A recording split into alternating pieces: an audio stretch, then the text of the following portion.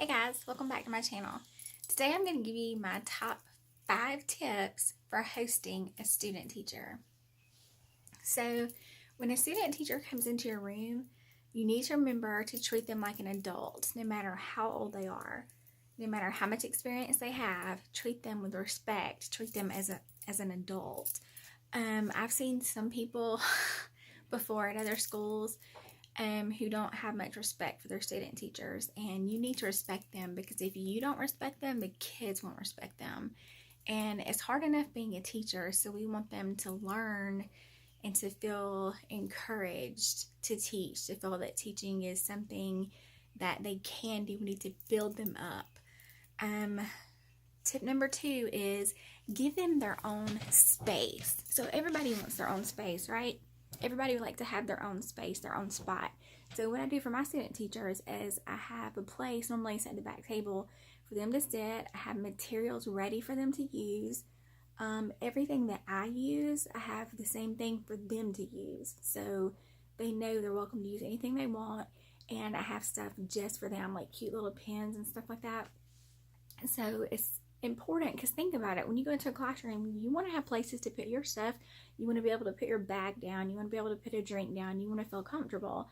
So give them a spot, let them know that they're welcome in your classroom. Tip number 3 is to set clear expectations. Sometimes you just assume that the student teacher knows what you want them to do. They don't, they're learning. So don't be so hard on them. Make sure you sit down with them and just talk about your expectations before they ever even come into the classroom, and let them know your schedule and what you expect of them. And just be there if they need questions. If they have questions, which I'm sure they will. Tip number 4 is, like I said before, sit down with them. Discuss your rules, your classroom rules, your expectations, and how you want them to handle it. How do you want them to handle things in the classroom when it comes up? It can't be just you. You have to give them some of the power. Like, maybe not at first. At first, you just kind of let them get used to the classroom. But after a little while, you have to let go of a little power and give them a little more responsibility. And so you really need to make it clear. These are my rules. These are my expectations.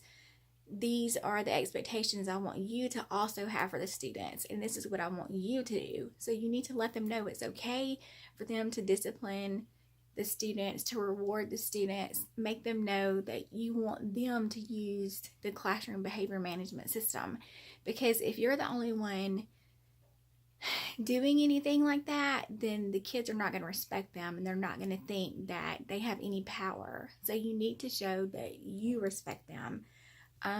Encourage them. We're all going to make mistakes. We all do it. No matter how long we've been teaching, we make mistakes.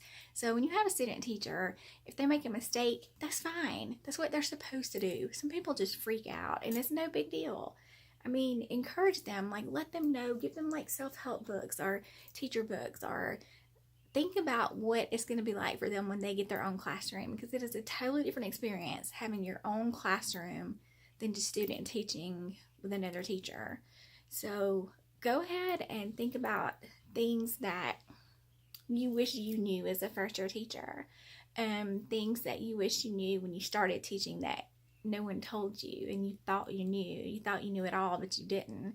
So just encourage them and let them know that they have the potential to be an amazing teacher. If they have the passion, they can be an amazing teacher.